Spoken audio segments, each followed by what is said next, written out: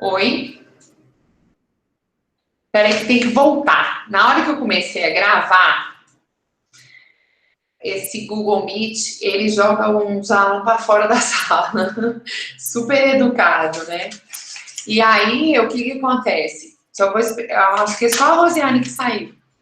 E aí, hoje vai ser legal, porque nós vamos ver, então, fechar o conteúdo da V1, e ainda que a V1 não vai explorar em detalhes sobre a esquizofrenia, como a gente vai falar sobre tipos, boa noite, Dulce, linda, sobre tipos, né, de psicose hoje, não existe vídeo melhor para você compreender sobre a esquizofrenia do que esse que eu vou passar para vocês. Ele é riquíssimo, porque ele traz os sintomas de modo muito claro, tal como o olhar fixo, o ouvir vozes, sabe como? Todo esse existir no mundo aí paralelo. Então, vou passar, então já está decidido. Então, maravilha. Então, vamos começar aqui, queridos, falando um pouquinho sobre a neurose e depois sobre tipos de neurose. Deixa eu só parar de passar meu vídeo para eu poder compartilhar a tela e não ficar aí.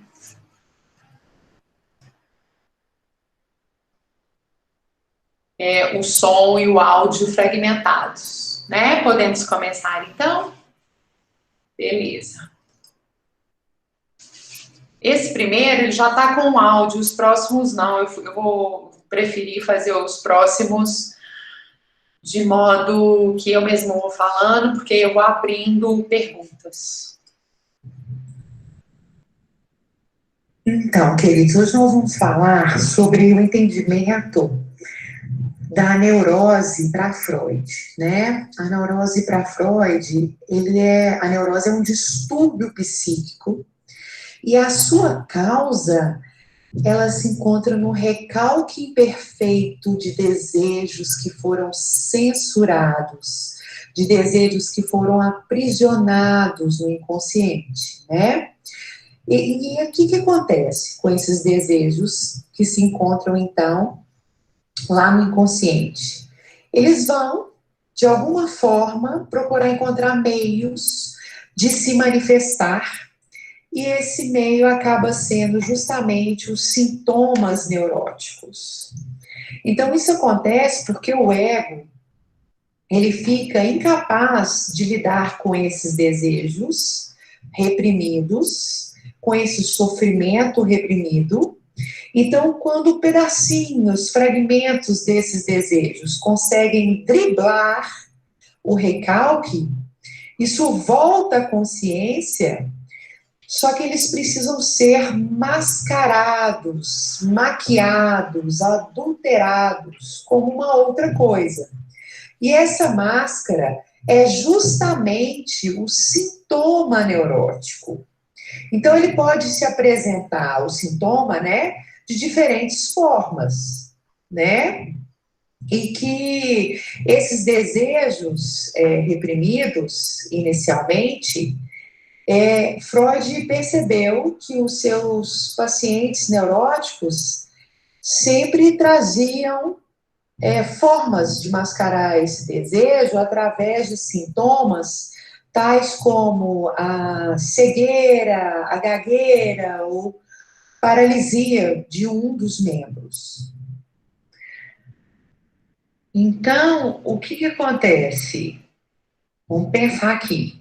Se esse sintoma é uma máscara de desejos reprimidos, Freud também se interessou por estudar sobre a natureza disso que está sendo reprimido, do que causava angústia. Então, ele percebeu que, muitas das vezes, os seus pacientes, eles traziam lembranças de abusos sexuais sofridos na infância. Então, foi a partir dessa escuta que Freud desenvolveu a chamada teoria da sedução, que afirmava que as raízes das neuroses se encontravam em experiências sexuais temáticas na infância, né? E à medida que ele foi avançando com as suas pesquisas, ele percebeu que, na verdade, a fantasia dos seus pacientes não tinha sido, não se tratava, por exemplo, de um abuso sexual de fato. Mas, ainda que seus pacientes traziam em seus relatos lembranças de abusos sexuais, ele falou que, na maioria das vezes, esse abuso sexual, ele não tinha acontecido. Ele tratava-se, então, de desejos sexuais infantis que tinham sido recalcados e, por medo da culpa, devido à vergonha que nós, seres humanos, temos diante desses sentimentos, esses desejos, então, eles apareciam distorcidos ao longo da terapia, e essa distorção, então, era relatada como se fosse uma experiência traumática, né? E aí, nesse momento, o paciente, ele se coloca e se percebe como vítima de um abuso sexual. Mas, de fato, não aconteceu. Na maioria das vezes, não aconteceu. Foi isso que Freud percebeu a partir das suas pesquisas. Outra coisa importante que a gente tem que lembrar, e sempre trazer para o contexto do entendimento das neuroses, em Freud, é que o termo sexualidade, ele não se refere somente ao ato sexual, né? Mas a algo muito mais amplo, que vai abranger os nossos desejos sexuais, os nossos prazeres, não só concretos, mas os nossos prazeres mentais. E, primordialmente, quando a gente fala sexualidade em Freud, nós estamos fazendo uma referência ao desejo que nós temos de sermos amados, de sermos reconhecidos, de receber daqueles que exercem a função de parentalidade um amor fraterno, né? Então, por exemplo, a sexualidade, para Freud, ela está presente até em um bebê, não é verdade? Quando a sexualidade no bebê, ela é abastecida através de um ato de ser alimentado com amor, de ter o olhar, a atenção daquele que exerce a função parental, né? E não está, nesse momento, vinculado à sexualidade do bebê, por exemplo, não está vinculado ao ato genital, ao ato de reprodução propriamente dito. Então, a gente sempre tem que trazer essa lembrança para que a gente, então, não torne o existir humano como algo perverso, e essa perversão sexual seria, então, inata, né? Se a gente não souber estabelecer esse entendimento sobre a sexualidade humana. Então, meus queridos, é por isso que um desejo sexual infantil reprimido, ele não é obrigatoriamente um desejo relacionado ao ato sexual em si, mas a um evento, um acontecimento, né, de anseios muito mais abrangentes do que um ato sexual. Então, a neurose, portanto, ela é o resultado de desejos infantis que foram interditados, censurados, esquecidos, e mais tarde se manifestam através de alguns sintomas. E cada conjunto de sintomas vai caracterizar um tipo diferente de neurose. Aí, então, esse é o contexto, né? Então, nós vamos ver agora os tipos de neurose. Então, nós vamos ver a neurose histérica, a neurose obsessiva, a neurose fóbica, não é? E o que a gente chama, que Freud também teve a oportunidade de estudar o que ele chamou de neuroses atuais, que é a neurastenia, tal como a gente viu, a gente usa muito hoje, como chama isso? Síndrome do pânico, né? E depois também vamos ver um pouquinho de tipos de psicose, mas não em profundidade, mas para que você, aluno, você tenha uma ideia de qual que é a diferença, né? Já está muito bom assim, entre neurose e psicose. Então, antes da gente começar, olha, cadê o videozinho? Ah, sim. Antes da gente começar aqui nos tipos de neurose, sobre o contexto da neurose, vocês têm alguma dúvida?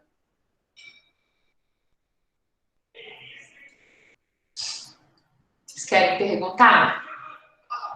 Ou pode prosseguir? Como é que vocês estão aí? O quesito dúvida. Tá tranquilo o contexto da neurose? Deixa eu ver. Tranquilo, tranquilo. Ok. Então tá bom. Então, eu vou começar falando aqui para vocês, olha, eu vou tentar conciliar aqui, à medida que eu vou explicando, né? Essa animação que eu fiz para vocês. Nós terminamos exatamente falando isso aqui no vídeo anterior, que cada conjunto de sintomas caracteriza um tipo. Isso, peraí, meu vizinho estava animado ali. Cada conjunto de sintoma caracteriza um tipo de neurose diferente. Então, o que a gente vai avaliar daqui para frente é como é que esses sintomas aparecem. Para você, então, saber se caracterizar, né, a neurose enquanto histérica, obsessiva, fóbica e assim por diante, ok? Então, essa é a primeira questão importante. Outra ressalva que eu trouxe aí como essa citação norteadora é que o conflito do neurótico é com seu mundo interno. Já o conflito do psicótico é com o mundo externo. Então, vamos caracterizar como é que acontece, então, esse conflito neurótico. Só lembrando um pouquinho, já falando sobre a neurose histérica, né, ou de conversão, que bem no início, Freud acreditava que somente as mulheres podiam ser histéricas. Mentira, os médicos, né? E Freud e Charcot, que foram eles, com o estudo dessa neurose histérica, que eles perceberam que os sintomas que apareciam na neurose histérica ou neurose de conversão também poderia aparecer e acontecer em homens. Então, isso é muito importante a gente poder lembrar, porque para além dessa quebra de paradigma, de que a neurose histérica era algo fruto da imaginação e vinculado somente, pensa isso, gente, somente ao existir feminino, né? Porque os médicos achavam que as histéricas, elas estavam manifestando uma dor proveniente do útero. E era assim que a causa se encontrava no útero, fisiologicamente falando, né? E assim, então, eles vinculavam a neurose histérica somente à mulher, e foi depois, então, do avanço dos estudos de Freud e Charcot, que eles perceberam que esses sintomas da histeria apareciam tanto em mulheres quanto em homens. Vou colocar aqui para dentro aqui o Júnior. Então, o que a gente precisa entender? Que na neurose histérica ou neurose de conversão, o sentimento de desejo ele permanece reprimido lá no inconsciente. Mas mesmo ele não sendo lembrado, já que ele se encontra lá no inconsciente, ele provoca sintomas físicos, como dores corporais, paralisias, cegueira, surdez, ou seja, por que que a neurose histérica também é sinônimo de neurose de conversão? Porque esse desejo que permaneceu reprimido, ele é convergido para uma dor no corpo. Então, é assim. Então, vamos de novo. Se a gente viu que para a classificação de cada tipo de neurose, histérica, obsessiva ou fóbica, o que vai nos ajudar a diagnosticar qual o tipo de neurose se trata é o tipo de sintoma, não foi isso? Foi isso que a gente viu? O que a gente precisa, então, entender? Você vai denominar ali, você enquanto psicólogo, tá ali percebendo como é que o sujeito se apresenta, né? Como é que ele ilustra esse retorno do recalcado? É através de uma dor corporal? É através de uma paralisia? É através de uma surdez? É através de uma cegueira? E ainda, eu acho interessante, quando a gente fala assim, cegueira, a neurose histérica, a neurótica histérica, ela não apresenta qualquer inaptidão fisiológica. Por exemplo, o aparelho ocular, ele se encontra perfeito, mas há algo do desejo que foi tão insatisfeito e tão reprimido que faz com que ela não enxergue. Sobre neurose histérica, características de sintomas, alguma dúvida?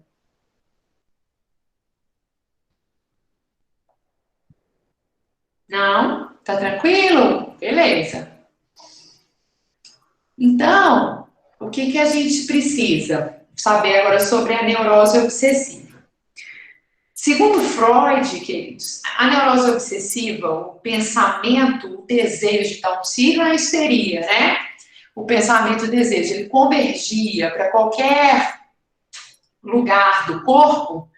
Na neurose obsessiva, esse pensamento, esse desejo que foi recalcado, ele permanece no inconsciente, mas a emoção que está atrelada a esse desejo escapa para o consciente. Então, por isso que eu coloquei para vocês, olha, o desejo, ele permanece consciente, mas a emoção atrelada a ele, ela passa a ser consciente. E aí eu lembrei daquela pergunta 2 que nós discutimos, né? Que é essa fragmentação entre desejo e emoção atrelada ao desejo, como é que ele é separado dentro da pessoa que foi, digamos assim, reprimida, né? Então, essa emoção, ela está acontecendo a nível de consciente, então o que ela faz? Ela se vincula a outras ideias, não ao desejo original. Por quê? Porque o desejo original é como se ele não tivesse permissão para acontecer conscientemente, socialmente, culturalmente. Então, isso aí não. Mas a emoção desse desejo, ele vai ser atrelado a outras ideias. E, tal como neurose obsessiva, essa emoção, ela se atrela a ideias ou a rituais obsessivos. E é por isso que esses rituais precisam ser repetidos, essas ideias precisam ser repetidas com frequência na tentativa de realizar o desejo original recalcado. Então, o que a gente vai ver? Por isso que na neurose obsessiva, o que a gente vai ver? É muito comum a gente ver um neurótico tendo apego a certos rituais que ele não consegue deixar de fazer. Então, esse neurótico obsessivo, ele vai sair de casa, ele verifica se todas as janelas da casa estão fechadas 7 vezes. Ele vai, antes de cada refeição, ele tem que lavar a mão 3 vezes. Então, tanto a frequência como o ato que recebeu essa projeção emocional do desejo original recalcado, trata-se, então, de um processo, né, que vai te ajudar a caracterizar e a colocar aquele sujeito dentro do diagnóstico da neurose obsessiva. O que a gente tem que entender? Que com o tempo, isso não sendo tratado, esses rituais acabam se tornando cada vez mais o quê? Demorados e cada vez mais trabalhosos. Por isso que traz o sofrimento, né? Porque se a repetição desses rituais é uma tentativa de satisfazer o desejo original, mas sempre vai ser em vão, por quê? Porque a emoção, somente a emoção que está consciente, o desejo, o sujeito não tem noção do que se trata, na sua natureza original, propriamente dita, né? Com o passar do tempo, se isso não for tratado, pode trazer inconvenientes para o dia a dia do neurótico obsessivo. Não só para ele, mas também para quem convive com ele. A Dulce é a pessoa que tem transtorno obsessivo compulsivo? Isso, né? O toque, por exemplo, né? Ele é um exemplo dessa neurose obsessiva. Corretíssimo, Dulce. Estou vendo aqui, só para ver se tem mais alguém que colocou pergunta. Não? Ok. Já na neurose fóbica, como o próprio nome diz, nós estamos falando de medos irracionais, né? Então, é fobia, um medo irracional. Então, a pessoa desenvolve esse medo irracional, por exemplo, alguém pode ter pavor de andar de avião, pode ter medo de subir em escada rolante, pode ser que tenha até medo. Deixa eu parar aqui. Pode ser ter medo de borboleta, né? E se você perguntar para a pessoa, ela não sabe o motivo, né? O neurótico, ele não sabe a motivação daquele medo. Mas nesses casos, queridos, a gente precisa, por exemplo, medo de elevador, isso mesmo, Dulce. Só que, meus queridos, exatamente, a pessoa não sabe explicar, tipo assim, por que você tem medo de elevador? O que te aconteceu, né? Já aconteceu alguma coisa, já passou por algum acidente, né? E a pessoa não sabe o motivo para considerar um elevador, uma borboleta, uma escada rolante como uma ameaça. A pessoa não sabe falar. Por quê? Porque nesse caso, esse sentimento de trauma relacionado ao objeto recalcado, ele é deslocado para um novo objeto, tal como o avião, tal como a borboleta, tal como o pequeno Hans com medo de cavalos, exatamente. Ele tinha medo de perder o pipi dele, né? Mas ele deslocou, ele desenvolveu fobias a cavalos. Engraçado. Nossa, esse exemplo é muito legal. Porque ele estava vivenciando um trauma relacionado à perda da sua mãe, né? E esse desejo incestuoso, bem na fase fálica, precisou ser recalcado. Então, o pequeno Hans vai lá e desloca isso em forma de medo, em forma de fobia para um novo objeto. É excelente. Uma coisa que vocês têm que entender, queridos, como psicólogo, a fobia no neurótico, né? Na fobia, o neurótico, ele se sente muito engraçado, ele sabe que aquilo ali é ridículo, ele sabe que aquilo ali não precisava, não é necessário. Mas o que acontece? Como é que eu vou dizer isso para vocês? Ele sabe, o neurótico fóbico, ele sabe que racionalmente os objetos, eles não têm por que gerar aquele medo ou uma situação, ok? Porque eles sabem que o objeto ou a situação não representa uma ameaça. Mas ainda assim, o neurótico fóbico ele não consegue controlar as suas reações de medo, tá? E porque na hora que está ali diante, por exemplo, assim, de uma borboleta, tem fobia à borboleta. Não adianta você ficar aí explicando para o neurótico fóbico, eu tenho medo de borboleta, mas como assim, borboleta tão bonitinha, não morde, né? Olha o seu tamanho, olha a função da borboleta no planeta Terra, né? E por aí vai. Aí a pessoa te fala, eu sei, eu nem sei por que eu tenho medo de borboleta.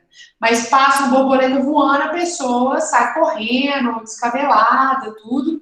E dependendo de como ela não conseguir fugir daquilo que provoca o medo, o neurótico fóbico ele pode até chegar a desmaiar, viu, queridos? Então, eu não sugiro o famoso tratamento de choque para expor o sujeito àquilo que ele causa medo, porque ele pode desmaiar.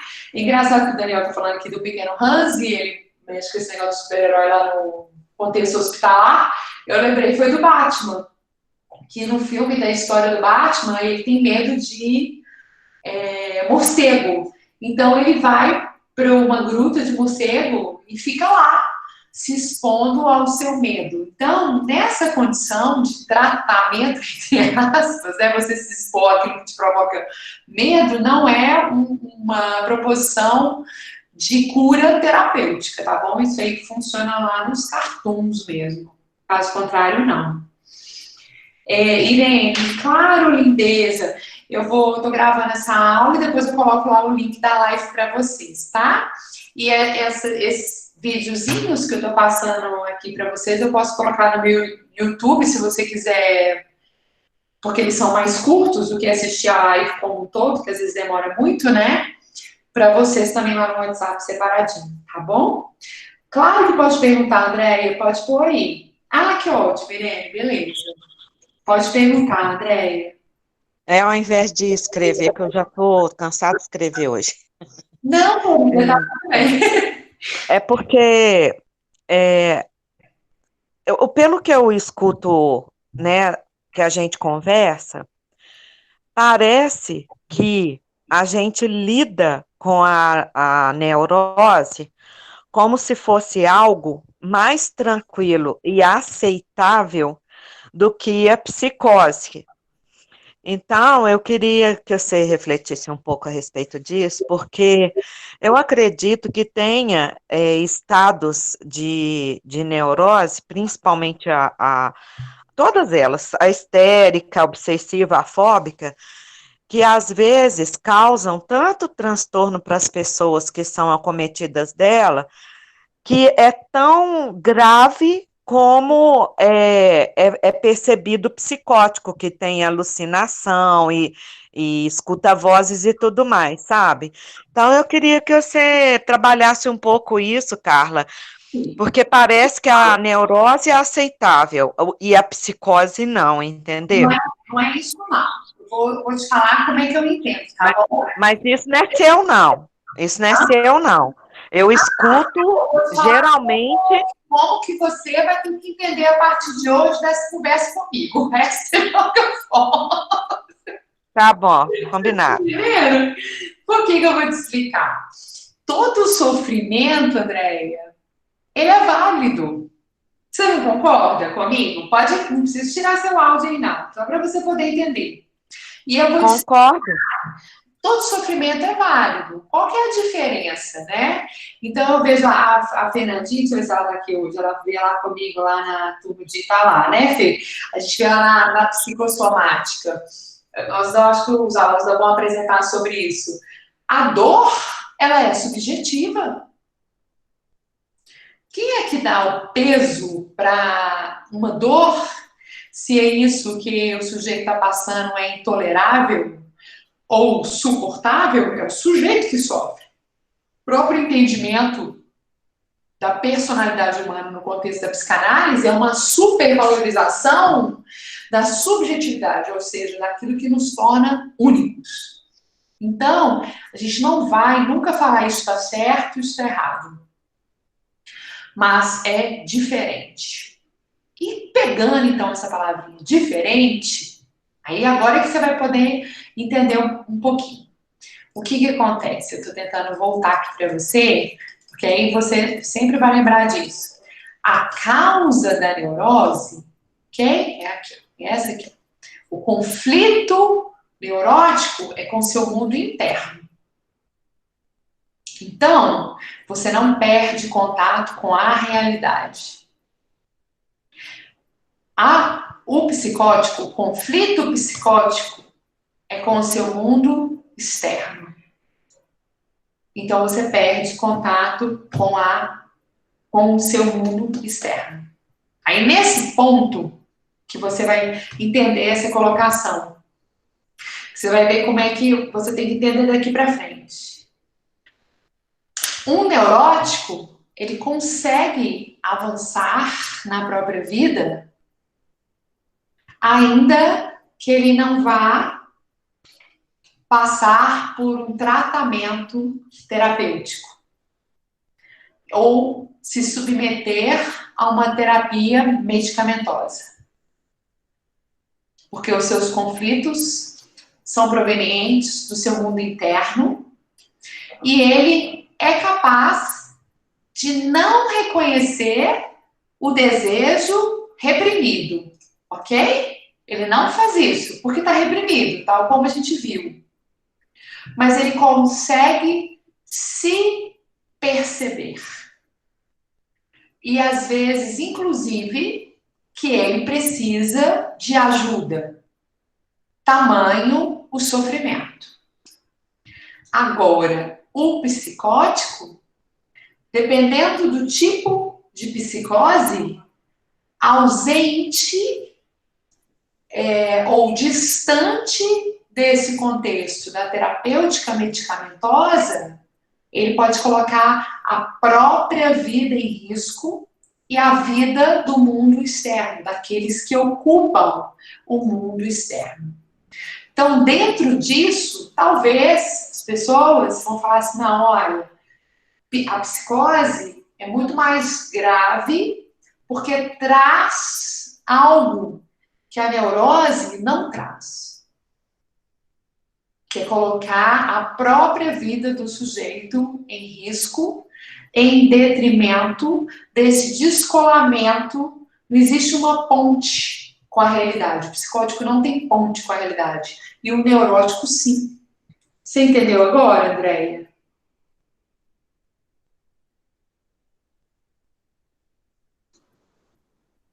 Então, porque a psicanálise ela não está aqui para colocar a dor na balança, onde é que dói mais.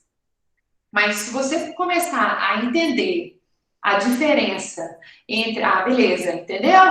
Entre a neurose e a psicose, você fala, nossa, em termos de atendimento, o psicótico, ele demanda muito mais que o neurótico.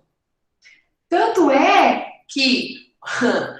nós vamos ver as neuroses atuais aí, você fala assim, puxa vida, vocês não vão falar não, deixa que eu falo, para ficar engraçado. Mas você fala assim, até aqui, ó, nessa primeira tela, você pode falar assim, é engraçado, eu tenho neurose fóbica, porque eu tenho medo irracional de borboleta. Eu tô achando que depois agora da quarentena, eu tô com a neurose obsessiva, porque eu acabei de lavar a mão, fico na dúvida, como não tá cheirando álcool, eu lavo a mão e passo álcool. Aí, quando some o cheiro do álcool, eu vou lá e tô passando álcool na mão. Você pode, se você tá pego a rituais aí, e essa ideia tá cada dia mais aprimorada, aí já tava meio que engraçado. Eu vou sair da aula hoje, eu tô achando que eu tô fóbica e tô obsessiva. Tá bom. Eu fui dormir super triste e acordei com torcicolo. Olha aí, a gente com uma neurose histérica ou de conversão. E eu tô indo só fazer minha terapia e tá tudo bem. Não é legal isso? Assim, eu quer dizer, eu acho, não é que eu acho engraçado, eu acho legal a gente entender as coisas, né? Não é? É isso mesmo, porque se se compreende, você fala, agora eu tô entendendo. E não é por isso que a gente vai correndo tomar um remédio psicótico, não. Nós vamos ver daqui a pouco. Maravilha, queridos. Então, vamos ver isso. Aí, Daniel, o que você falou, como é que é? A dor é imensurável. Ela é subjetiva. Né? Quem é capaz de dar valor para a dor é quem sofre. É isso que eu preciso que você entenda. Dentro disso, a gente precisa respeitar a história de cada paciente e conforme ela é contada, né? Hoje, eu vou colocar esse vídeo lá no meu canal do YouTube para vocês poderem assistir depois, mas eu vou colocar como não listado, tá? Porque eu vou contar um estudo de caso aqui para vocês e isso não pode ser passado para frente, não, tá?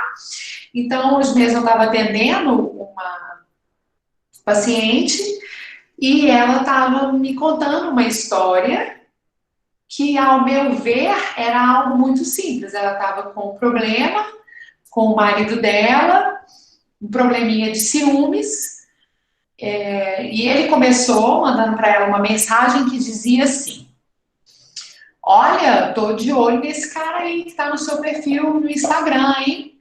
Olha, sendo que ele tem a senha dela, do perfil dela no Instagram. Naquele momento, ela ligou para ele e falou: olha, o que foi? Você está desconfiado de mim? Você não confia mais em mim?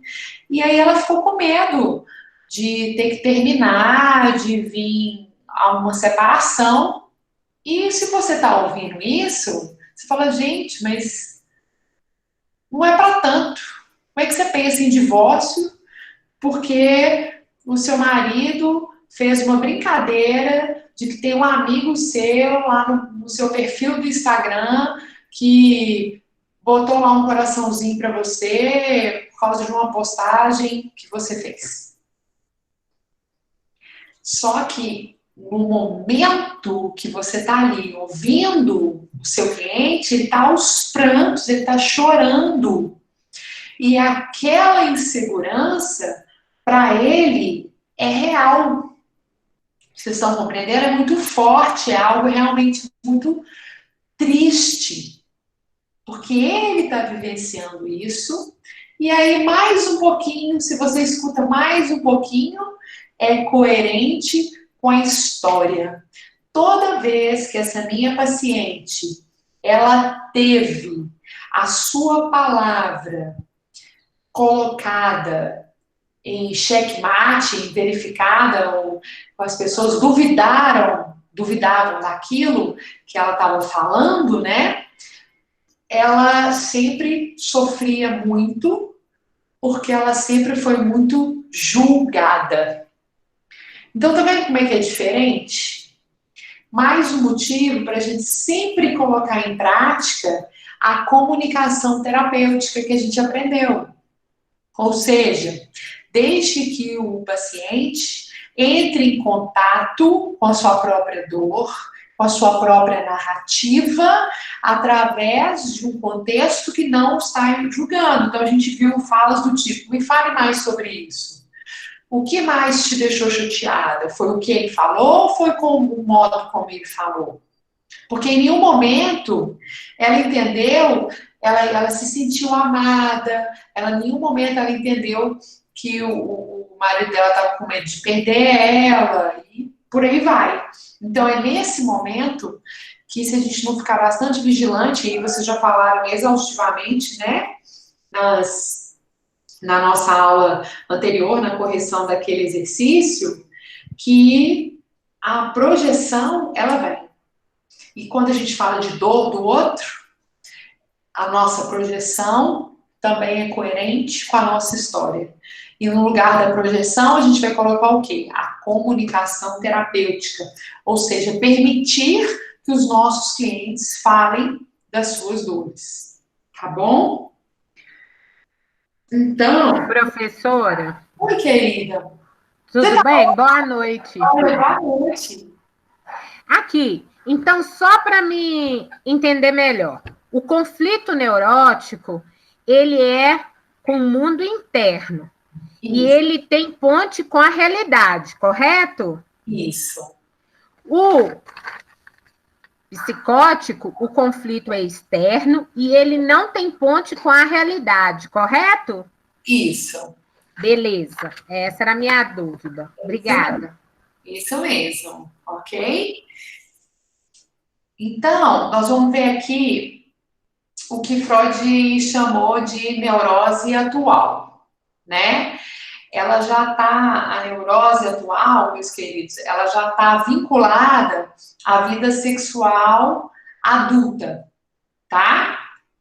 Ela já está no que concerne todo o universo das pulsões e, de novo, todo aquele conceito de sexualidade que vocês já dominam, né? Se não dominar, faz a pergunta aqui para mim. Como é que se dá, então, a sexualidade na vida adulta? Então, ele trouxe 3 possibilidades, então, da neurose atual, que ele chamou de neurastenia, neurose de angústia e a hipocondria. Então, vamos começar aqui com a neurastenia, né? Na neurastenia, gente, a pessoa, ela vai acabar por desenvolver um comportamento intolerante a tudo que contraria a sua vontade. Normalmente, uma pessoa que não é neurastênico, se ele está sendo exposto a uma situação que ele não gosta, ele tolera bastante isso e vai buscar um novo ambiente, ou ele vai silenciar, ou ele não vai discutir. Então, o que seria intolerante para um neurastênico? Isso, de novo, aqui, vocês têm que trazer a subjetividade. Então, por exemplo, você está dando uma festa aí na sua casa e a música está alta e um vizinho reclama porque ele vai falar assim, poxa, sua música está alta demais e ele não entende que é uma festa, que ele já deu uma festa semana passada e você não reclamou, você foi lá e tolerou. Compreendeu? O neurastênico, ele bate de frente e ele faz drama diante desse comportamento. Ele vai expressar esse comportamento intolerante de modo muito dramático. Então, por exemplo, você está numa conversa, uma simples opinião diferente da dele sobre qualquer assunto, do tipo assim, eu não gosto de passas aquele negócio lá na farofa lá do Natal. Pronto. Vem aquele comportamento, não é possível, e o que tem, e come, e isso é gostoso demais, e você tem que comer, e quando você vai ver, você está discutindo só por causa de uma passa na comida, sendo que quem gosta põe, quem não gosta separa no prato. Sabe? Então, o que você vai perceber? Que o neurastênico está sempre predisposto a um comportamento de cólera, de indignação, sabe como? Então, isso é assim que a gente vai diagnosticar esse neurastênico. Ele, de novo, eu fui fazer esse videozinho, mas é comportamento intolerante a tudo aquilo que diverge, sabe? Da sua opinião, dos seus valores. Sabe? Quer ver? Você identificar rápido o neurastênico? Você está com suposição que a Carla Cruz é neurastênica, por exemplo. Aí você vira para mim e fala assim, Carla, vamos sair, não sei o quê, tal, vamos, então marca aí. Aí, desmarcou, de última hora. Pronto. Em vez de eu falar, tá bom, acontece. Ou então, que pena, eu queria tanto encontrar com você. Eu vou lá, vai eu com a minha neurastenia. Não acredito. Você teve o dia inteiro para desmarcar.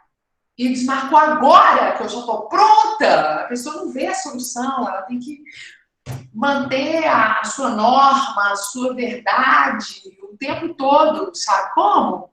Então, tanto com atos, em contextos, quanto em palavras, no diálogo, na conversa.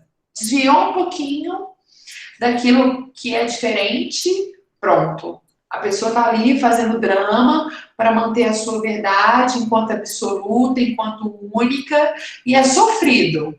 Vocês entenderam com o exemplo que eu dei?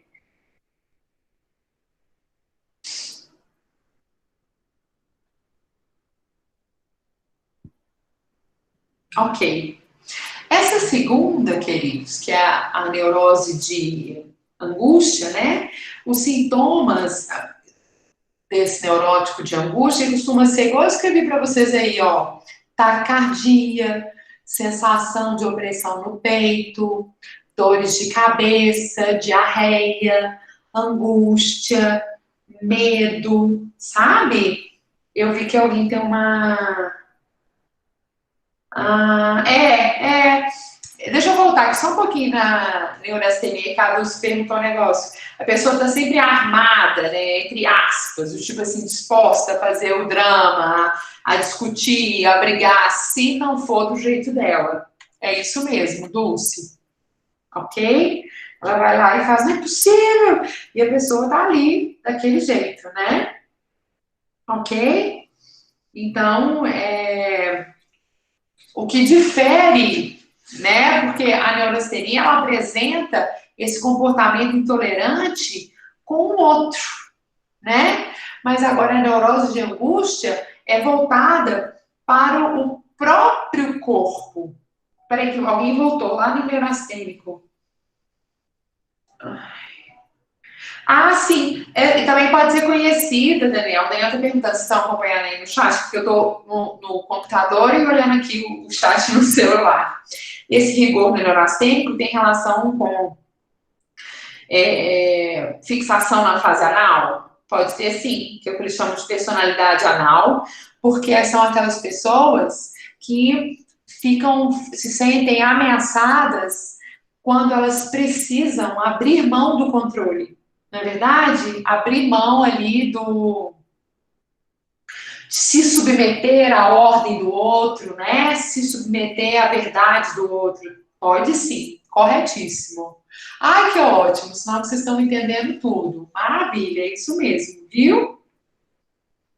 E aí, de novo, vocês já ouviram falar pessoas que falam, hoje, atualmente, pessoas falam assim, eu sofro com a síndrome do pânico, né?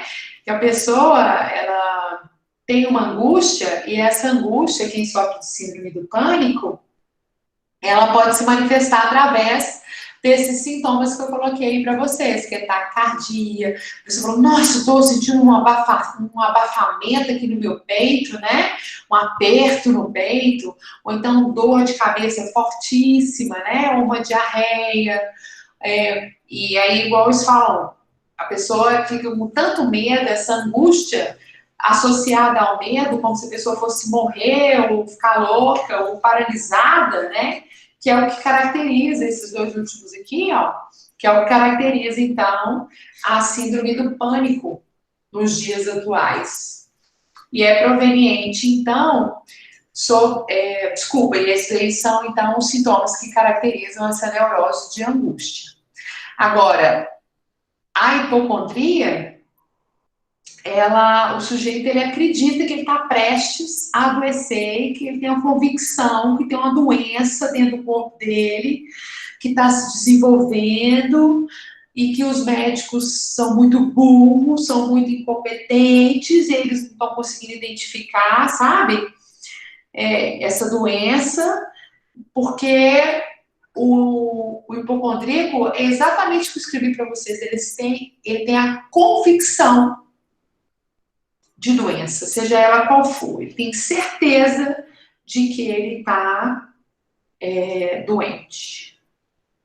Como é que é?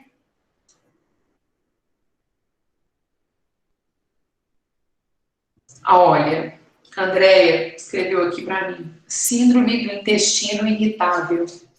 Pode ser associado a sintoma do neurastênico, ou seja, o comportamento intolerante a uma mudança, alguma coisa, ou só na angústia mesmo? André, eu vou te dar uma resposta lá dentro do contexto da psicossomática, que eu vou te dar mais dados sobre traços de personalidade. As pessoas que têm essa síndrome do colo, né, que são diarreias que acontecem, tá vendo? Olha que legal isso que você está falando. São pessoas que têm uma imagem corporal bastante idealizadas. São pessoas que se cobram muito, que são perfeccionistas consigo e elas esperam delas mesmas que elas atinjam uma perfeição. Só que onde é que ela adquiriu esse modelo perfeito, né? Sempre naquele que exerce a função de parentalidade. O problema é que hoje nós estamos na geração que aprendeu esse padrão com seus pais, que são da geração anterior, que eram altamente o quê? Engessados, ou seja, totalmente preocupados em dar satisfação da sua vida para o outro e vinculam bastante o seu valor próprio com a habilidade de ter. Então, lá na psicossomática, a gente viu isso lá. Você lembra, Fernanda? A Fernanda está aí? Que foi até um estudo de caso que eu dei. Depois, se vocês quiserem, eu tiro foto e mando para vocês. Que isso foi estudado pela psicossomática e observou que as pessoas que têm essa síndrome do intestino irritável, o que eles têm em comum, né? São pessoas que se cobram demais, perfeccionistas, adoram uma rotina, têm dificuldade para sair daquilo que é rotineiro. Olha que interessante. Não é? E aí você fala assim, puxa vida, professora, sério, porque qual que é o sintoma do intestino irritável? Essa é a diarreia. E isso faz com que o sujeito que porte essa síndrome, né, esteja lidando com o inesperado. Como é que eles verificaram isso lá no contexto da psicossomática? Foi a partir de avaliação e estudos daquilo que causava a ocorrência dos desarranjos intestinais. Então, toda vez que o sujeito ele se via fora daquilo do esperado, fora do planejado, né, de um compromisso e assim por diante, ele vinha, então, esse desarranjo intestinal. Eu também acho, né? Eu tenho um negocinho até que eu acho importante vocês poderem entender, até com base na sua pergunta e nas outras perguntas aqui, olha. Aqui eu já respondi. Ok. Até com base nas perguntas, vocês observam, né, como é que esses sintomas, às vezes, foi com base na sua pergunta, né, André? Você observa como é que esses sintomas, eles estão relacionados às outras neuroses, né? Por isso que é muito difícil a gente ter um diagnóstico único. Porque, às vezes, a gente encontra no mesmo sujeito uma mescla de sintomas, né? Vocês conseguem perceber isso? Né? Isso. Então, você fala assim, puxa vida, às vezes a pessoa tem um pouquinho, né? Então, isso é muito importante a gente ver.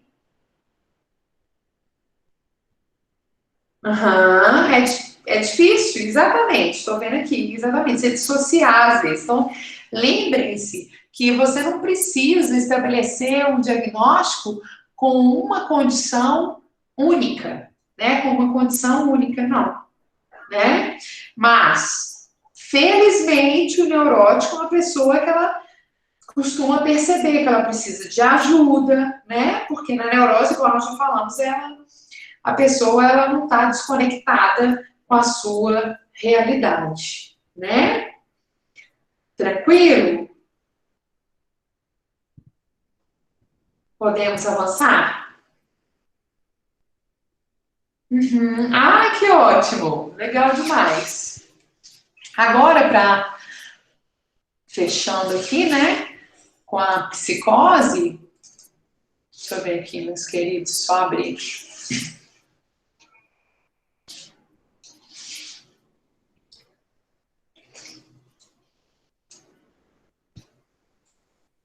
Tá, vocês estão vendo direitinho aí? Deixa eu só colocar aqui o meu celular para poder carregar, para eu acompanhar direitinho o que vocês estão vendo aí na tela, se está tudo bem.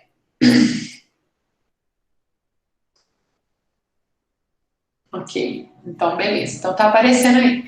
Essa caracterização aí do psicótipo que eu falei, que eu tô colocando aí, é mais para destacar, né, que o psicótipo, ele vive no mundo da psicose, né?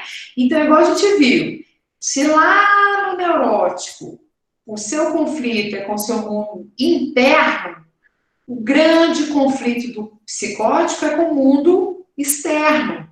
Por quê, queridos?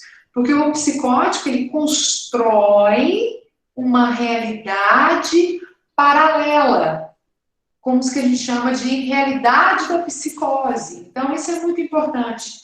Na neurose, não. Ela tem origem o quê? Psíquica, né? Tá, em processo paranoia, esquizofrenia, alterações severas de humor. Exatamente. Então, tá, beleza pura. É isso aí que nós vamos ver, né? Tá? E aí, queridos, vamos ver aqui assim, ó. Aqui. Muito bem. Vou deixar tudo em vez de... Ó! Peraí. Pra vocês vendo aqui, ó. Isso. Ok. Beleza. Então, voltando, né, lá na pergunta da André, se a gente comparar, então, a neurose com a psicose, a neurose, como é forma a gente já tinha discutido com base na sua pergunta, o neurótico, ele caminha mais, ele toca mais sua vida para frente, né, porque a neurose, ela compromete muito pouco essa autonomia intelectual. Agora, a psicose, ela afeta mais a personalidade, ela compromete a autonomia intelectual do psicótico. Então, você vai ter, por exemplo, se a gente comparando, né, a neurose, ela pode ser tratada pelo psicanalista ou pelo psicólogo, a psicose, a gente precisa, então, de um médico psiquiatra, é isso que a gente está vendo. Isso, beleza, então, ficou ótimo que você entendeu, né? Então, se lá na neurose a gente tem comprometido a emoção, tal como a fobia, que a gente não sabe justificar um medo, alguma coisa, aqui nós vamos ter a razão e os comportamentos, eles estão comprometidos. Por isso que eu coloquei aqui para você, o psicótico, o que ele tem comprometido? A ação e a razão. O psicótico, ele tem sua personalidade afetada profundamente, porque como ele tem um conflito com o mundo externo, ele vive nesse mundo paralelo, que é denominado o mundo da psicose, né? Isso tudo acaba dificultando a sua autonomia intelectual. Até aqui, queridos, tudo bem? Perfeito, professora. Beleza. O bipolar, não. O bipolar é um transtorno que está tendo afetado a emoção, né? Então, tudo que você fala, assim, de comprometeu a emoção, vai se encontrar no contexto da neurose. Comprometeu a razão, o comportamento, no contexto da psicose. Ok? Ok. Já deu aqui, ok. Ah, graças a Deus, agora tá tudo funcionando, tudo ligado aqui, meu celular, agora eu tô vendo direitinho. Eu fiquei meio... Ai, que ótimo. Então, amados, vamos ver lá assim. Então, os 3 grandes grupos aí da psicose, igual eu coloquei para vocês, é a paranoia, a esquizofrenia e alterações severas de humor. Vamos falar então um pouquinho sobre a paranoia. Amados, o grande sintoma aqui, que foi assim que a gente começou, né? Fazendo diagnósticos a partir do sintoma, porque a gente tem acesso ao sintoma através da observação do comportamento dos nossos pacientes, não é mesmo? Então, o grande sintoma da paranoia é o delírio. Só que aquilo que o paciente ele está delirando pode ser que coincida com a realidade. Ô, gente, como assim?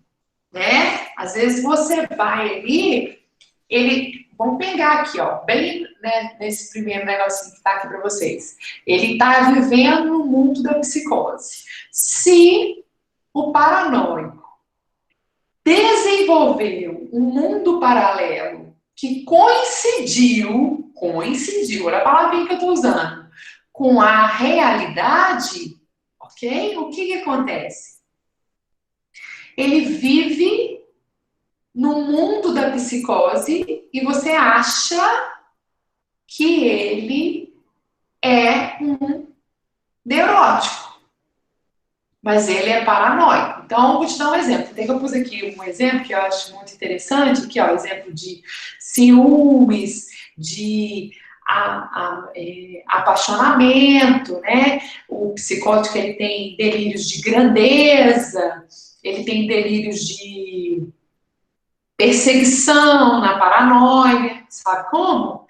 E ainda assim, ele consegue viver socialmente sem necessidade de ser excluído da família, porque às vezes a família não percebe. A família só vai perceber que o psicótico, portando a paranoia, precisa, então, de atendimento médico se o seu delírio não for coincidente com a realidade. Então, você imagina um psicótico na paranoia que ele tem delírio de que... imagina eu aqui, eu estou aqui psicótica e lá na paranoia eu tenho o delírio de que tem um aluno apaixonado comigo. Aí, nesse momento, o meu delírio está compatível com a minha realidade em qual aspecto? Eu sou professora e eu tenho... Não, bonitinho.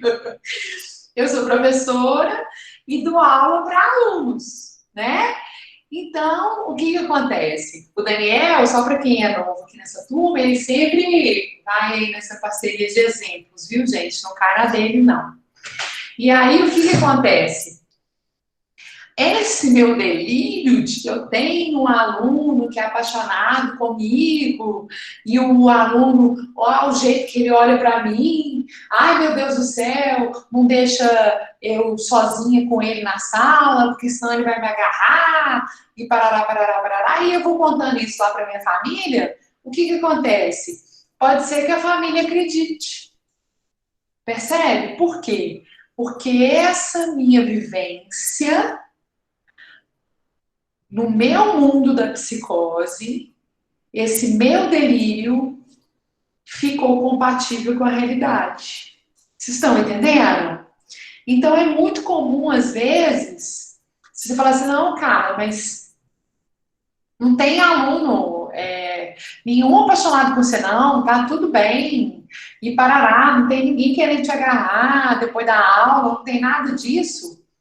Aí que você vai verificar a presença ou não do psicótico na paranoia. Se a pessoa persistir, né, nessa vivência, porque o psicótico ele não tem ponte com a realidade, ele continua, não adianta você trazer para ele argumentos da realidade, ele vai continuar vivendo nesse mundo paralelo criado pelo delírio. Você está compreendendo? Aí sim, isso aí é um caso de paranoia. Então, por isso que é tão difícil se o delírio ele for compatível com a realidade, da própria família conseguir diagnosticar. Tranquilo?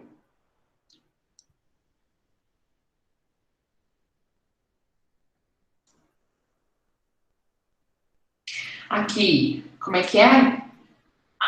Olha, a Daiane perguntou, a gravidez psicológica é um exemplo?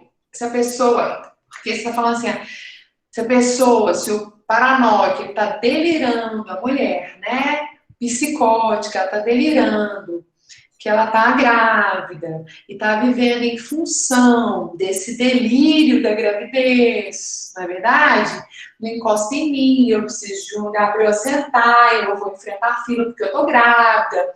E a realidade dela é que ela não está grávida, e não adianta você mostrar um exame de gravidez negativo, porque ela continua vivendo nesse mundo aí, desse delírio, aí sim. Então, a gente tem que ver como que esse sintoma se apresentou.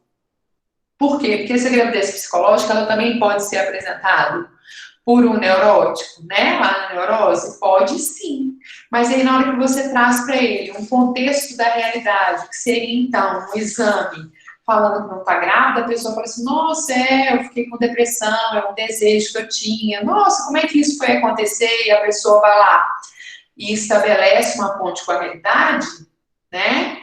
Então, nesse segundo exemplo, não se trata da paranoia. Entendeu a diferença? Por isso que o ponto de partida aqui para vocês, ó, de novo, é o que eu coloquei aqui para você como característica do psicótico. Conflito com o mundo externo, vive no mundo da psicose, afeta profundamente a personalidade, dificulta a autonomia intelectual, compromete a razão e a ação.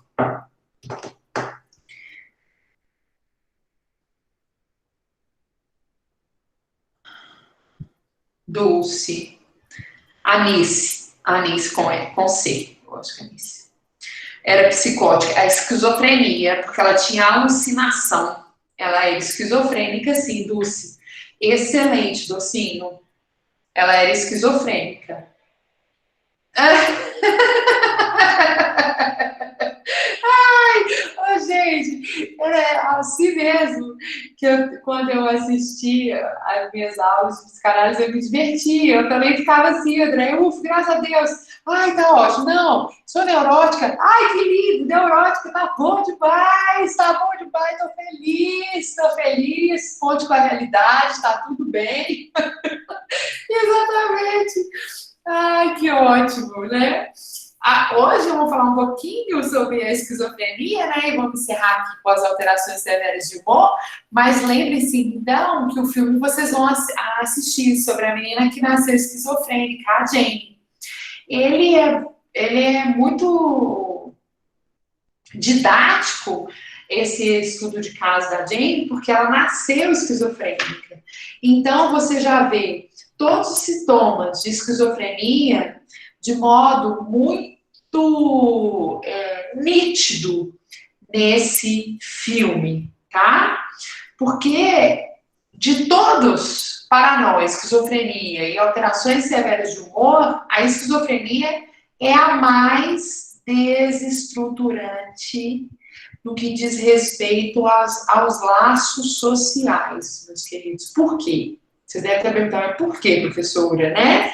Porque o esquizofrênico, gente, ele pode estranhar a si mesmo. Imagina? Então, pode haver, dependendo, né, de como esse nível, né, de esquizofrenia aconteceu com o sujeito, pode haver um afastamento da própria personalidade a ponto de o esquizofrênico não se reconhecer mais no espelho. Então, assim, não é o caso da Jane. Ela não está tão descolada da própria realidade, ok?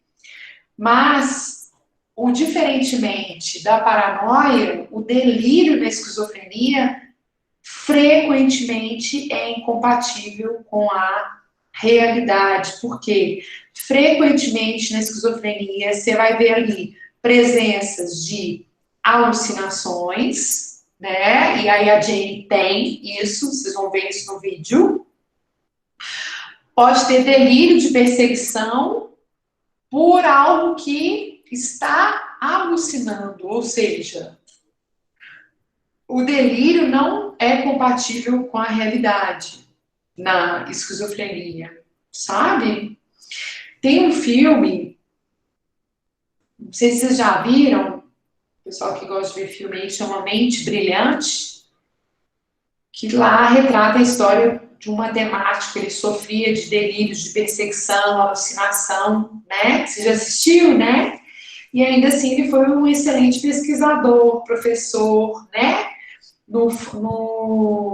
Durante a sua vida, né? Exatamente. Mas você via, nesse filme ele retrata, aí, Daniel, você viu também, André viu, né? Retrata isso, inteligentíssimo, né? Então você vê que ele era um excelente professor, mas ele sofria desses delírios de perseguição e alucinação. E por não ser, então, compatível com a realidade, é aí que está essa linha tênue entre a paranoia e a esquizofrenia, né? E o bom desse filme que mostra, né, que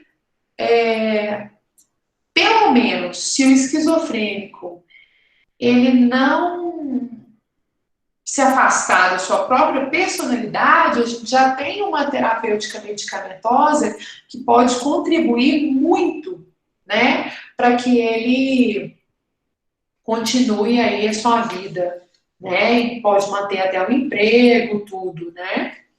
Olha, como é que chama, gente, vocês não,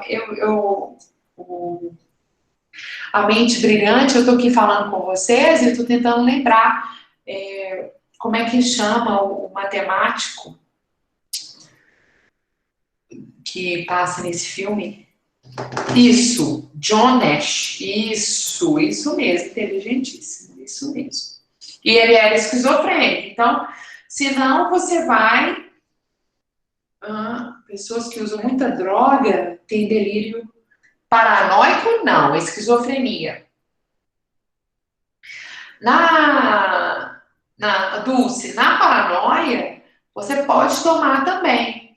Só que eu queria que vocês ficassem atentos que a terapêutica medicamentosa na paranoia, ela é muito difícil de ser diagnosticada justamente porque o delírio não é compatível com a realidade, ok? Mas depois que ele é diagnosticado certinho e tem acesso à terapêutica medicamentosa correta, ajuda sim o paranoico também, o esquizofrênico também, viu? Parabéns.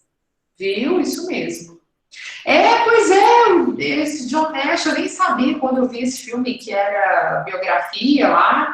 Quando eu comecei a ver o filme, já tem muito tempo que eu assisti esse filme, que eu vi, e eu fiquei tocada mesmo, porque normalmente a esquizofrenia, né, o psicótico nos filmes são mostrados assim como o assassino, né, em série, sei lá o que, né?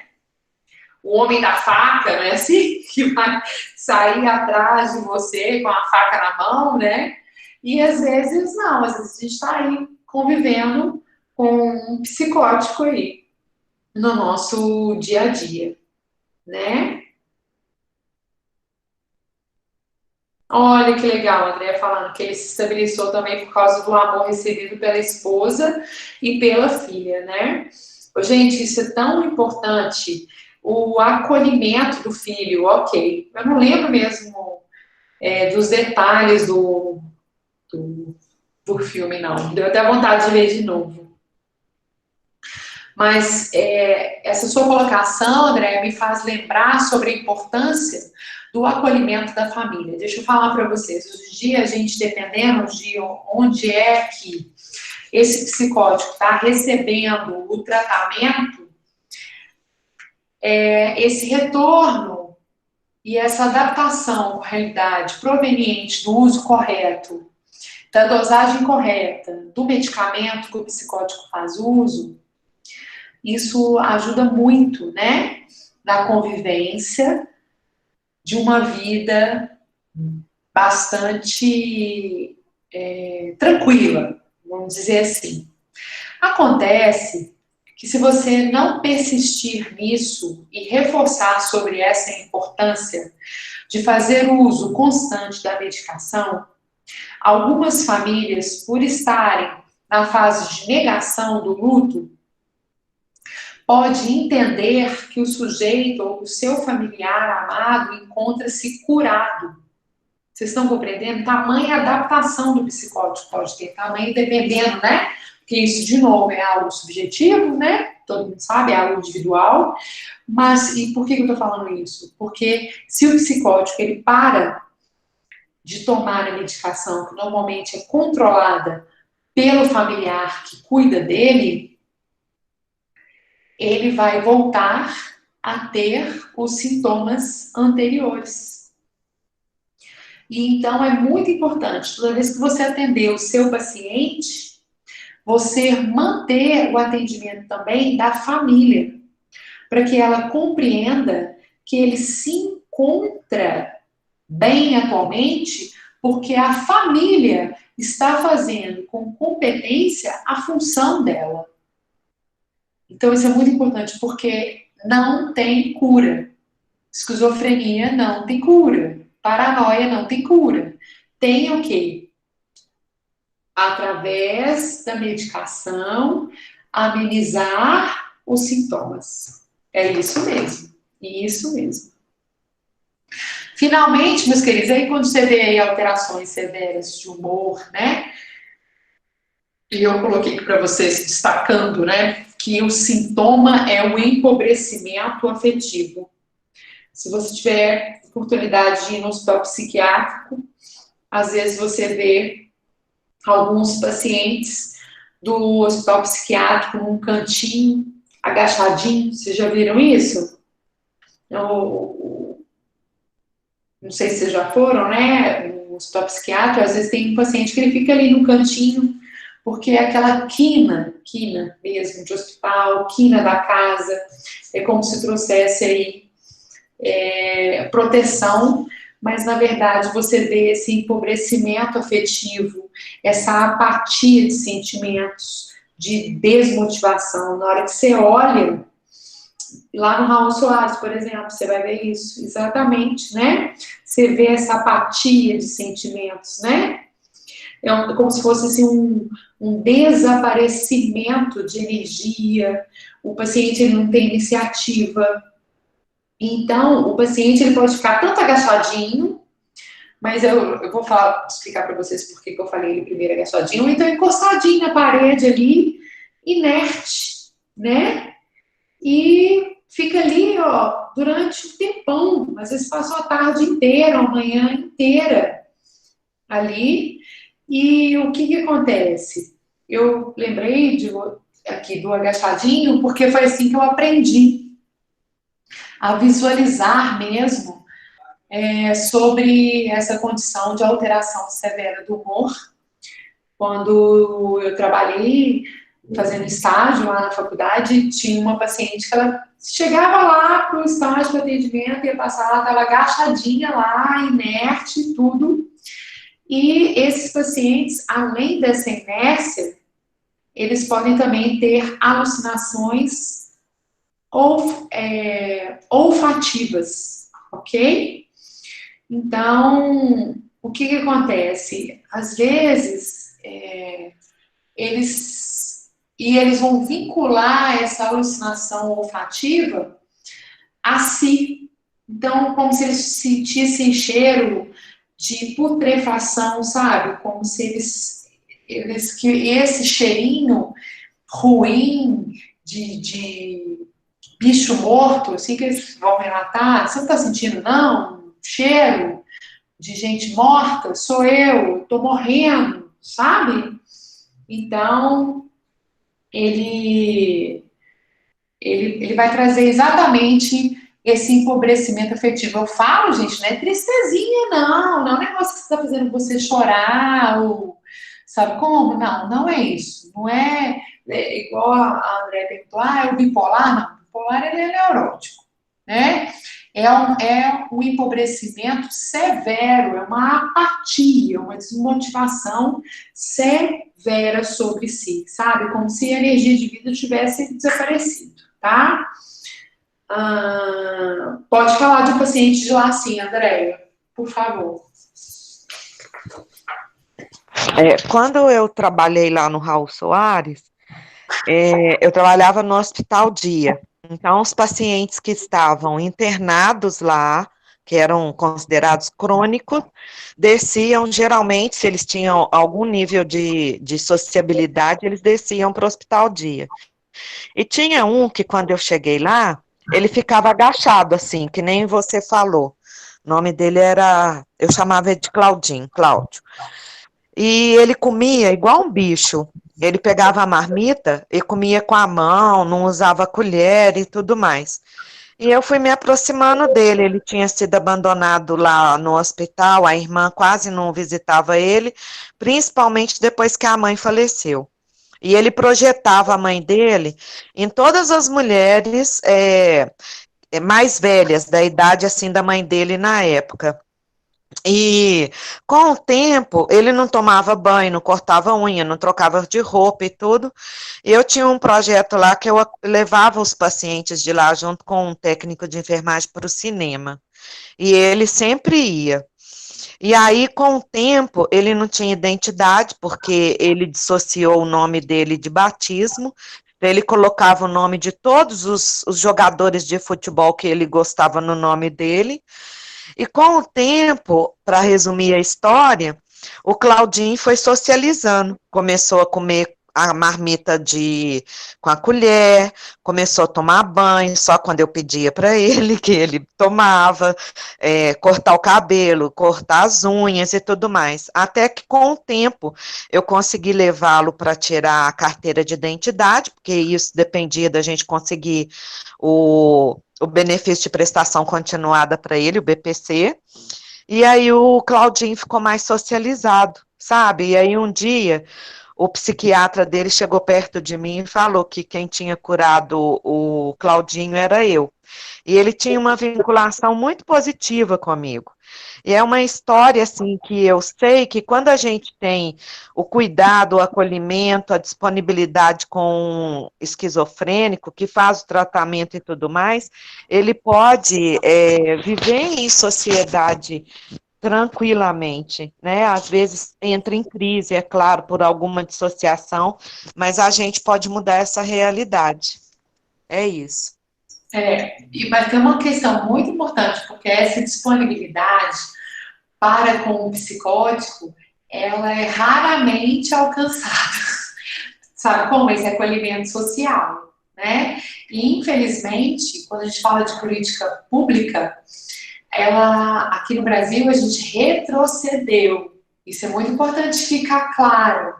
É um desejo muito importante, né? Primeiro, fazer o uso da medicação. O psicótico, ele precisa, devido a esse descolamento com a realidade.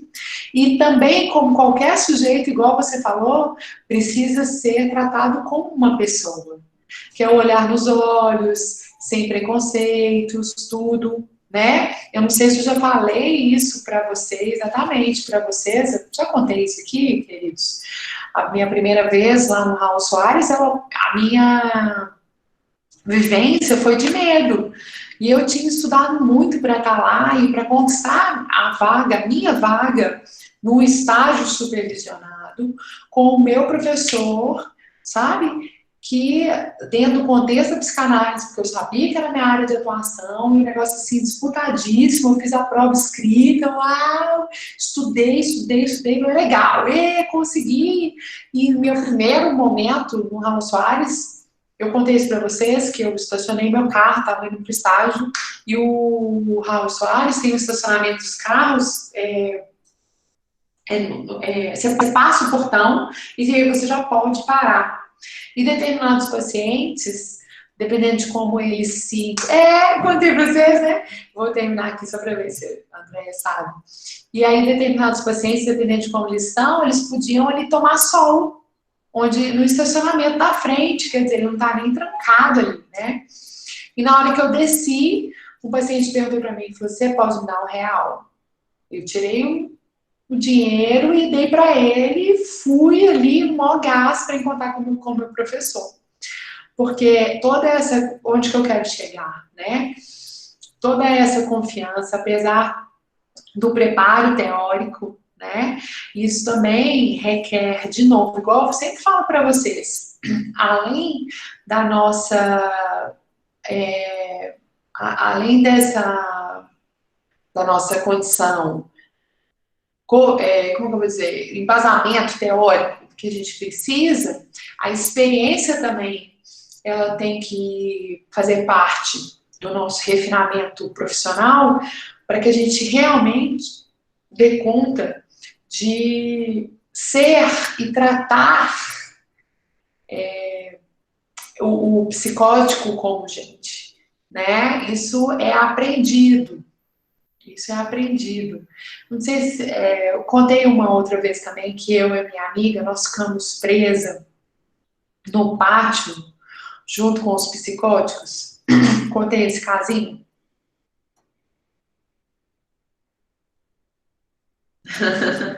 Eu contei esse caso para vocês que eu fiquei presa. Nós ficamos... Não. Né? Então, André, eu vou contar para vocês esse aqui, para você ver como é que é difícil, né?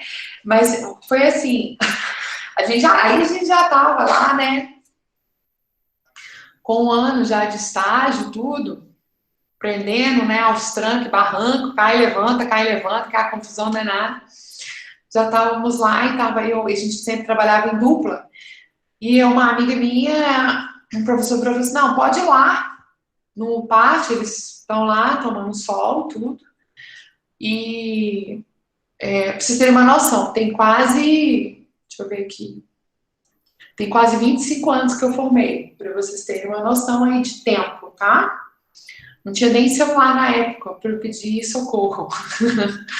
E aí o meu professor disse assim pra gente, vai lá no pátio, eles estão tomando sol, e vê se alguém quer participar da conversa hoje com vocês. A gente ia iniciar um novo acompanhamento de um paciente. Aí a gente, tá bom, voltamos logo. Então, queridos, o que aconteceu? A gente entrou pro pátio, começamos a caminhar lá para ver quem é que está disponível, porque a gente ia começar um novo perfil, né, de paciente lá. E nisso, quem estava com a chave do pátio, que eles tomam, porque assim, tem sala, tinha esse pátio aqui assim, ó. Ele foi e trancou. Ele trancou, não sei porquê, se ele precisava ir no banheiro, o que foi, quem estava lá com eles precisou sair e trancou a gente lá, junto. Ô, gente, então, quer dizer, eu já tinha 1 ano, olha isso, André. Eu já tinha 1 ano que eu tava lá, não sei como é que eu não fiz xixi perna abaixo, assim. E, sabe? Por quê? Aí vocês vão entender, olha pra você ver que legal. Na hora que você tá imaginando a cena, eu falei, meu Deus do céu, eu falei com a minha amiga, falei, olha isso, Suelen, nós estamos trancados aqui no quarto. Aí a senhora falou, sério? Eu falei, sério. Aí a gente foi andando de costa, assim, olhando para os pacientes, porque na hora a gente esqueceu até que a gente tinha que chamar convidar um outro paciente para a gente começar um novo perfil. Fomos andando de costa, assim, e começamos a bater na porta. Para ver se alguém ia lá abrir a porta para a gente poder sair. Aí, no que a gente começou a bater, e eles são altamente medicados, eu não sei, na época que você trabalhou lá, Andréia, muito deles não consegue sustentar a baba dentro da boca. Porque 25 anos atrás, a medicação era assim, muito intensa, quase que assim, meio bocó, dependendo aí de como eles estavam. E muitos deles, assim, não conseguia sustentar, segurar a baba dentro da boca. Então, eu ficava ali, tomando sol, extremamente, assim, adormecido pela medicação, e às vezes até babava. Só que, na hora que a gente foi bater na porta e fazer aquele barulho, eles levantaram, a maioria levantou e veio andando. Aí Vocês já viram aquele clipe do Michael Jackson? Thriller. Não, isso. Aí, sabe? Então, a sensação foi essa. E aí eles vinham chegando perto de mim e da minha colega, adivinha pra quê? Pra pedir cigarro. Então, eu tenho essa cena, porque o que eu fiquei mais intrigada é como é que um paciente dopado a esse nível ainda assim apresenta o comportamento de fixação na fase oral. Porque eles estavam quase assim, fora de si, tamanha medicação, sabe como? E elas vinham assim pra gente, quero um cigarro, me dá um cigarro, sabe? A baba escorrendo. E eu falei, meu Deus do céu, não vai dar conta de segurar o cigarro, assim, ó, de tanta medicação. Então, todo esse refazimento e essa compreensão do sujeito, como é frágil mesmo, né? Eu acho que a gente passa, assim, por esse processo de autoconhecimento e começa a verificar, apesar do nosso desejo, o que realmente a gente dá conta quando a gente for para o mercado de trabalho. Isso é importantíssimo. A gente compreender isso. Eles fumam muito, né? Muito, muito, muito. Se eles já têm esse hábito, eles retomam. Mas ao que eu ficava intrigada, André, mas puxa vida, uma pessoa dopada desse jeito aí, como é que ainda consegue lembrar de pedir cigarro, sabe?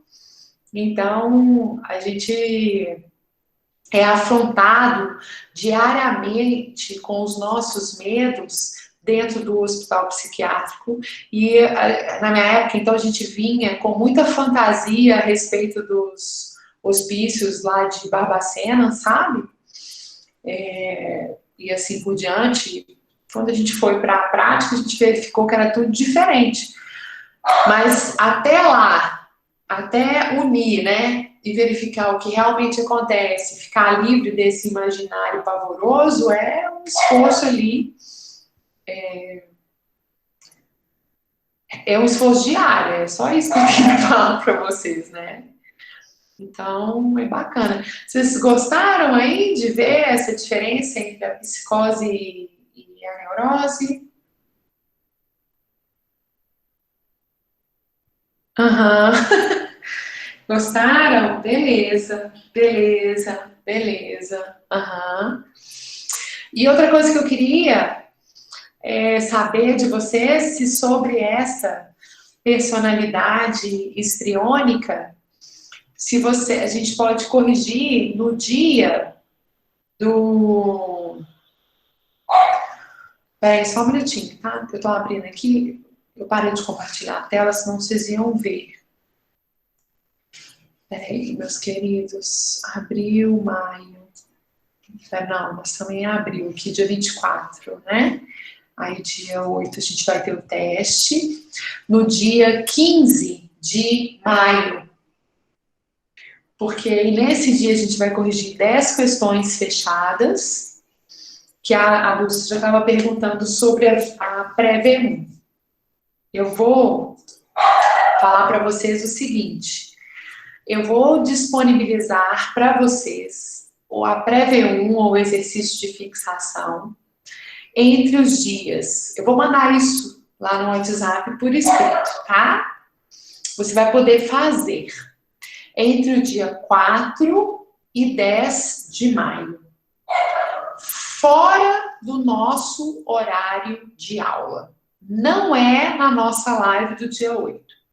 Mesmo porque a live do dia 8 nós vamos fazer o teste de um traço de personalidade para a aula de VT. Vocês estão lembrados? Aí nesse dia 8 eu vou mandar para vocês os papéis e vocês vão imprimir e nós vamos discutir. Você vai fazendo aí o seu e eu vou aplicando aí, você vai aprender a fazer, tá bom? E aí, porque eu achei melhor assim aqui, para não ficar. Aí eu vou colocar do dia 4 ao dia, né, do dia 4 ao dia 10 de maio. Eu coloco assim, uma semana inteira. Você pode entrar no melhor horário. E a partir do momento que você começar a fazer, você vai ter 1h40 para terminar. E eu te falo, é muito tempo. Muito, muito, muito, muito tempo. Normalmente você vai ver. A prova você vai conseguir fazer aí em meia hora. São 10 questões fechadas. E o exercício também. Mas como você está aprendendo, né? Então, de novo, do dia 4 ao dia 10, vai estar disponível esse exercício de personalidade 1. Pronto. Você entra lá no dia e no horário que for conveniente para você. Você começou a fazer, você lembra. Você tem que começar e terminar. É a primeira coisa. Quando for na nossa aula do dia 15, nós vamos corrigir o exercício que vocês fizeram, mais esse da personalidade histriônica, para não ficar tão cansativo para vocês. E vai ser bom porque nós vamos lembrar coisas importantes. Tranquilo? No dia 22, no horário da nossa aula, você vai entrar no AVA e vai fazer a V1. A V1, diferentemente desse exercício, que ele tem finalidade muito mais de você entrar no sistema, verificar como que funciona. Se você tiver alguma dúvida, você anota, me fala no dia 15. No dia 15 nós vamos corrigir esse da personalidade histriônica. No dia 22 a gente não tem essa live aqui não. Você entra no AVA e faz a sua prova lá. Tranquilo? Beleza? Dia 22, professora? A V1. Sim. Ok? A V1 oficial. E aí, Dulce, por exemplo, se você tem uma outra disciplina, que não é projeto de pesquisa, por exemplo, TCC, estágio, da semana do dia 18 ao dia 23 de maio, no horário daquela aula, você tem que entrar no AVA e fazer a prova. São 10 questões fechadas.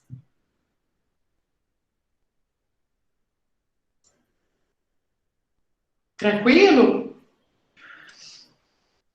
Essa é do dia 22, né? A V1. A V1. E o exercício... Dia 15. Pré-V1, não. Nós vamos corrigir no dia 15.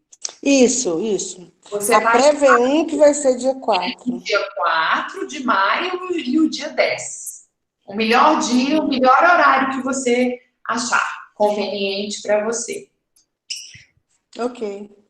Ok? Pode fazer mais perguntas aqui.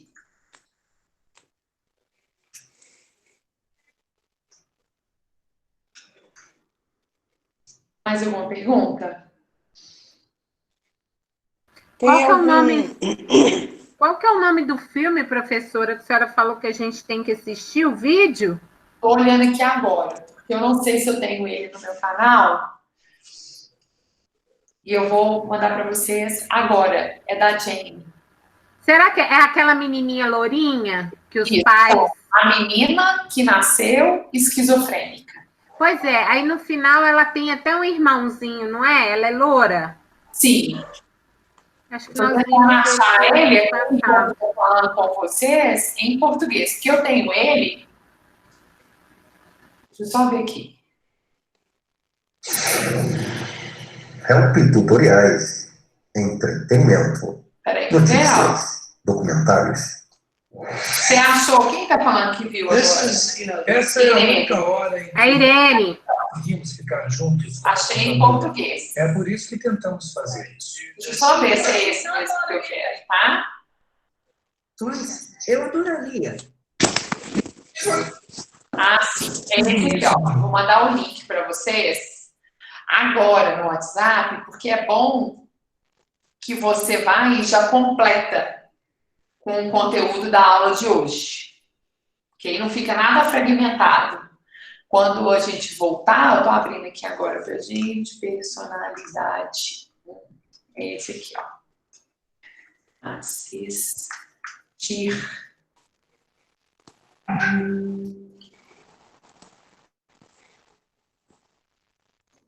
Isso.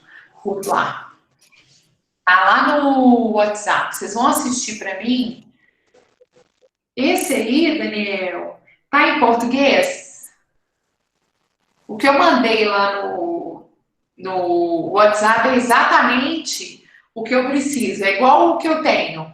Ok? Ele é um pouco, não sei quanto tempo é esse, é um pouco resumido, porque ele só tem 40 minutos, mas você enxerga muito ali. Isso, então é esse mesmo, ok? Em português. Você só confere para mim, porque isso vai ajudar vocês muito a ilustrar, a ver, visualizar, desculpa, os sintomas aí da esquizofrenia, ok? Maravilhoso. Deixa eu só ver uma coisa aqui também, antes da gente ir rapidinho, peraí.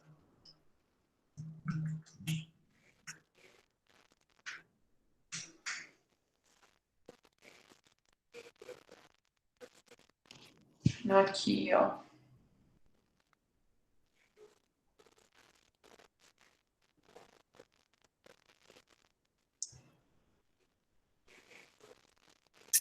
É porque, assim, eu fiz um roteiro de estudo, sabe?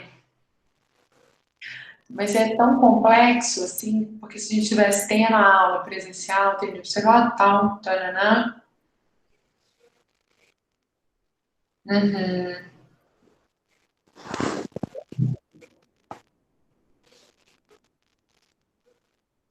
Eu vou colocar mesmo assim, vou colocar só 3. Não vou colocar a última, não, tá? Só para você poder refletir sobre aí a Jane, pra você não ficar assim tão solto. Pode ser? Tranquilo? Peraí, que eu vou abrir aqui o chat. Tranquilo? Porque aí, ó, não fica tão solto. Eu coloquei lá no WhatsApp o vídeo que vocês têm que assistir, então, tá? E com esse roteirinho aí, para vocês poderem, o que eu tenho que estar atento enquanto na minha formação de psicólogo e assim por diante. O que eu coloquei, eu tirei, eu parto aí, como é que seria conversar com esse esquizofrênico, sabe? Como é que você iria construir um diálogo terapêutico? Mas isso aí não é nem da ementa da nossa disciplina, mas se você também quiser pensar sobre isso, a partir da percepção que você vai ter toda vez que vai ter contato, né, com os seus terapeutas, vai ser muito interessante de se perguntar assim, o que eu faria, como eu conversaria, como eu atenderia, né? Então, isso é uma coisa para poder refletir.